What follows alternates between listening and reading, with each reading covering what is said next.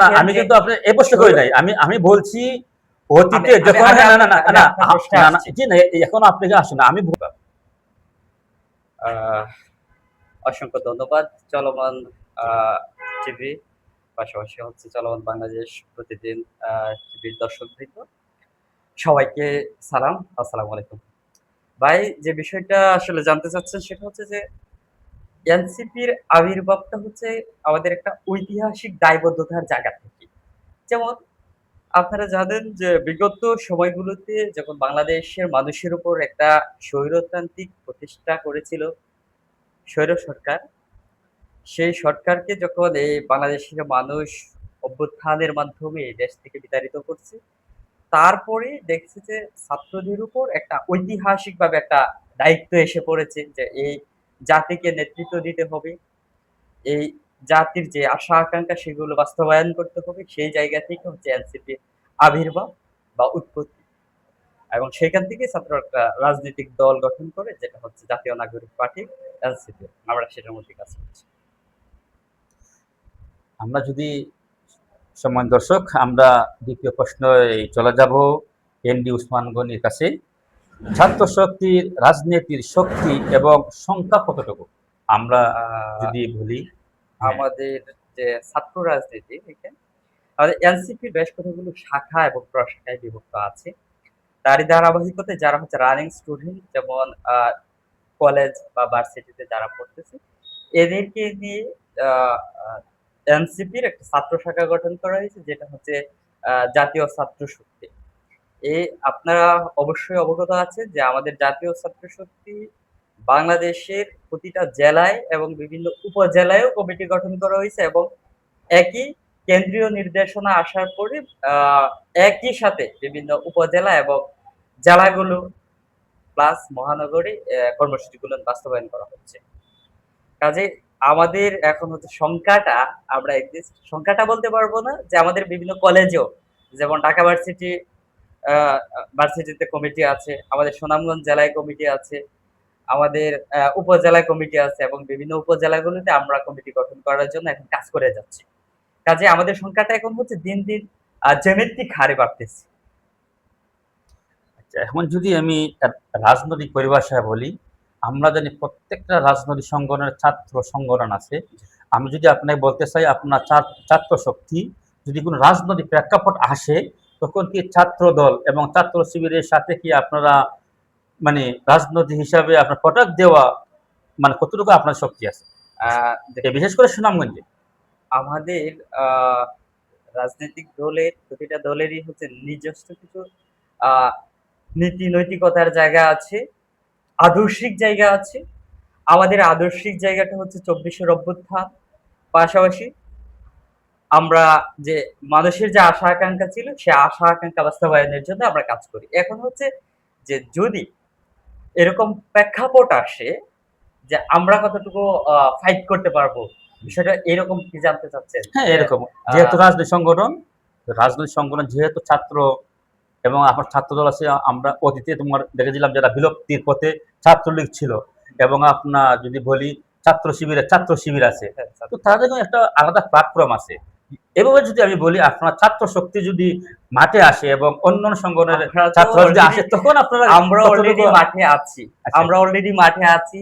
এই যে আগস্ট সামনে আসতেছে, 15ই আগস্ট, যেটা হচ্ছে আমরা বলি যে আগস্ট আসলেই একটা দলের হচ্ছে ওই অমাবস্যা এবং পূর্ণিমার রাতে যে গিরায় গিরায় ব্যথা করে, ঠিক ওই রকম একটা পরিস্থিতি হয়।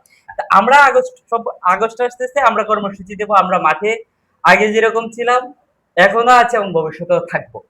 এখন ফাইট শব্দটা হচ্ছে যে আমরা যুদ্ধক্ষেত্রে এরকম কোনো কিছু না। আমরা বিষয়টা হচ্ছে যে মানুষের যখন মৌলিক অধিকারগুলো প্রতিষ্ঠার জন্য মানুষের কণ্ঠস্বর হয়ে আমরা কাজ করতে চাই, এবং এইভাবে আমরা কাজ করছি এবং ভবিষ্যতে করব।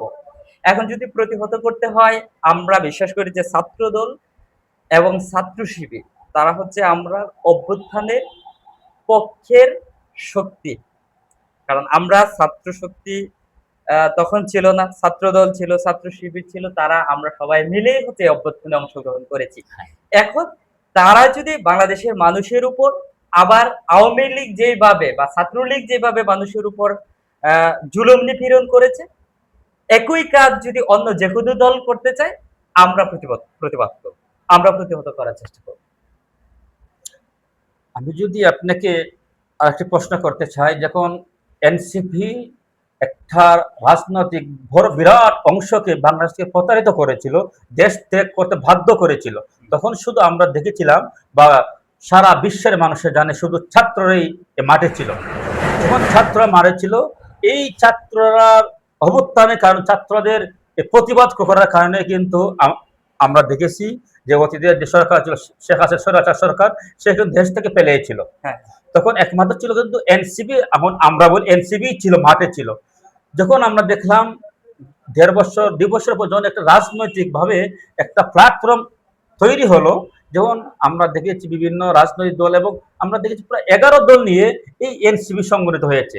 যেমন এই এনসিপি তখন কিন্তু 11 দল ছিল না, শুধু তারা ছাত্র রাজনৈতিক হয়ে একটা রাজনৈতিক প্ল্যাটফর্ম তৈরি করে 11 দলীয় জুটে যাওয়ার পরে তারা রাজনৈতিক অংশ নিয়েছে, এবং এবং তারা নির্বাচন করেছে, অনেক এমপি হয়েছে। এবং আমরা জানি ওই 11 দলীয় বর্তমান সরকারের বিরোধী দলীয়ভাবে আপনার এই কাজ করছে।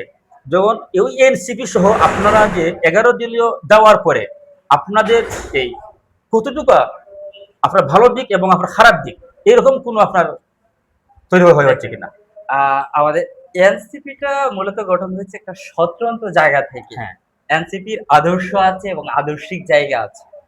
শিবিরের একটা আদর্শিক জায়গা আছে, জামাতের একটা আদর্শিক জায়গা আছে। আপনি যে কথাটা বললেন যে আমাদের 11 দলীয় ঐক্যজোট, এটা হচ্ছে নির্বাচন পরিচালনার আগে বা নির্বাচন হ্যাঁ। যখন সামনে আসলো, তখন জোট গঠন করার প্রয়োজনীয়তা অনুভব করলো এনসিপি। কিন্তু এই 11 দলীয় জোট গঠনের অনেক আগে থেকে এনসিপি রাজনৈতিকভাবে তাদের কার্যক্রম পরিচালনা করে আসছে। সেটা আপনি জানবেন। এখন নির্বাচন পরিচালনার জন্য এনসিপি জোট গঠন করছে এবং তারা তাদের আদর্শিক জায়গায় এখনো অটল আছে এবং সামনে অটল থাকবে। এখন আপনি যে স্পেসিফিক প্রশ্নটা করলেন যে জোট গঠন করার পরে আসলে এনসিপি লাভবান হলো না লোকসান হলো, মানে ভালো দিক অথবা খারাপ দিক দুইটাই বলেন। কিছু জিনিসের ভালো দিক যেমন হচ্ছে, পাশাপাশি খারাপ দিকও ১-২টা থাকতে পারে। দেখেন, জোট গঠন করা লাগছে এই কারণেই যে আপনি জানেন যে অভ্যুত্থানের পরবর্তী সময়ই বাংলাদেশের সকল মানুষের একটি আশা আকাঙ্ক্ষার জায়গা ছিল যে জুলাই সনদ বাস্তবায়ন করতে হবে। যেইখানে যে একটা সরকার দীর্ঘ সময় সে ক্ষমতায় থাকতে পারবে না। এই যে জুলাই সনদের যে মূল কথাগুলো ছিল, সেই মূল কথাগুলো বাস্তবায়নের পক্ষে তখন জামাত ছিল। এখনো আছে, জামাত ছিল, এনসিপি ছিল। এনসিপি মূল একটা বিষয়কে সামনে রেখেছিল যে আ জুলাই সনদটা বাস্তবায়ন করতে হবে। আর পাশাপাশি নির্বাচন পরিচালনা করতে হবে। এখন বিএনপি তখন সময় দেখা গেছে যে আ জুলাই সনদের ১০ টা বিষয়ে তারা নোট অফ ডিসেন্ট দিয়েছে। সেইখান থেকে এনসিপি পূর্বেই অনুমান করেছিল যে আ বিএনপি অদূর ভবিষ্যতে এই আ জুলাই সনদ বাস্তবায়ন করবে না। সেই জায়গা থেকে তারা জোট গঠন করছে। এটা আমি মনে করি আ এটা অবশ্যই একটা ভালো দিক। এবং সেটা অবশ্যই ভালো দিক ওদের বাংলাদেশের জন্য। আমি যদি এখন আপনার কথার পরিপ্রেক্ষিতে যদি আমি আপনাকে আরেকটি প্রশ্ন করি, যখন এনসিপি এবং ছাত্ররা যখন মাঠে ছিল, তখনকার তখন কিন্তু সারা বাংলাদেশের মানুষ ছাত্রদের পক্ষে ছিল। তখন কোনো রাজনৈতিক কোনো দল ছিল না, সবাই ছিল ছাত্রদের পক্ষে ছিল। তো এখন যদি স্বৈরাচার, যেমন আওয়ামী লীগ স্বৈরাচার দেশে স্বৈরতন্ত্র কায়েম করেছিল, এখন যদি বর্তমান সরকার যদি এইরকম স্বৈরাচারী কায়েম করে, তখন এই যে এনসিপি বলেন, তখন কি ওই সরকারের বিরুদ্ধে এনসিপিরা কোন আন্দোলন করতে পারবে কিনা? তখন কি সারা বাংলাদেশের মানুষ এনসিপির সাথে থাকবে কিনা? এই যে একটা আস্থার জায়গা ছিল এনসিপিটা, ভবিষ্যতে কি আস্থার জায়গা এবং বর্তমানে কি আস্থার জায়গার মধ্যে এনসিপি আছে কিনা? আপনি কি মনে করেন? অবশ্যই এনসিপি সেই আস্থার জায়গা ধারণ করে রাখছে। দেখেন, এনসিপি শুধু এই বাংলাদেশ থেকে স্বৈরাচার হটায়া তারপরেই বসে যায় না। এর পূর্বে অবশ্যই ছাত্ররা একটা ঐতিহাসিক দায়িত্ব অনুভব করলো যে এই দেশের উপর সে 1971-এর পর থেকে যারাই ক্ষমতায় এসেছে তারাই এই দেশের মানুষের সাথে খামখেয়ালিপনা করেছে। দেখেন, মানুষের ভোটাধিকার হরণ করেছে। যারাই এসেছে এই রাষ্ট্রটাকে রাষ্ট্রটাকে তাদের দলীয়করণ করেছে। সেই জায়গা থেকে ধীরে ধীরে যে স্বৈরতান্ত্রিক স্বৈর শাসনটা প্রতিষ্ঠা হয়েছে। না, আসলে আপনি আমি একটু জানেন, বলছি যে ছাত্ররা যে আগে সাধারণ মানুষের অন্তর ছিল, গভীরে ছিল, এখন বর্তমানে সরকারের সাথে জোট হওয়ার পরে বর্তমানে সাধারণ মানুষের অন্তরে আছে কিনা অবশ্যই সাধারণ সে কথা মানুষের বলছে। অন্তরে। অবশ্যই সাধারণ মানুষের অন্তরে আছে। সাধারণ মানুষের যেই আহ আকাঙ্ক্ষাগুলো সেগুলো নিয়ে কথা বলছে এনসিপি, বারবার কথা বলতেছে সংসদে, সংগ্রামে, রাজপথে। দেখেন, এখন বর্তমানে যে সময়টা চলতেছে, যে বিদ্যুৎ আসতেছে, যাচ্ছে, যাচ্ছে, আসতেছে, মানে রোড সেটিং এর উপরে আছে বাংলাদেশের মানুষ। এটা নিয়ে এনসিপি বারবার কথা বলতেছে। আরেকটা বিষয় আপনি দেখবেন যে শিক্ষা প্রতিষ্ঠানগুলোতে যে কমিটির মাধ্যমে শিক্ষক নিয়োগের একটা আহ প্রক্রিয়া এই বিএনপি সরকার চালু করতেছে। সেইটার বিষয়ে এনসিপি সরব এবং কথা বলতেছে, বারবার কথা বলতেছে। কেন কথা বলতেছে? যে এইখানে যদি আবার কমিটির মানুষেরা হচ্ছে শিক্ষক নিয়োগ দেয়, সেই ক্ষেত্রে হচ্ছে মেধাবীরা অটোমেটিকলি পিছনে পড়ে যাবে। এটা নিশ্চয়ই গণমানুষের দাবি। সেই দাবির পক্ষে বারবার এনসিপি কথা বলতেছে।